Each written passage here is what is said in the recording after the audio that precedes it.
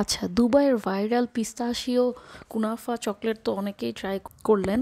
তো এবার একটু দেশি স্টাইলে চলেন, নারিকেলের পিঠা স্টাইলে নারিকেলের পুর দিয়ে আমি আজকে কুনাফা চকলেট বানাবো। যার জন্য নিয়েছি স্যাভোয়ের চকলেট চিপস, এটাও দেশি, সবই দেশিও আজকে। তো এখানে কুনাফাকে একটু ভেজে নিব। কুনাফা বলতে আমাদের যে লাচ্ছা সেমাই আমরা ইউজ করি সেটাই। তো এটাকে একটু লাল লাল করে ভেজে নেব, পুড়িয়ে ফেলা যাবে না।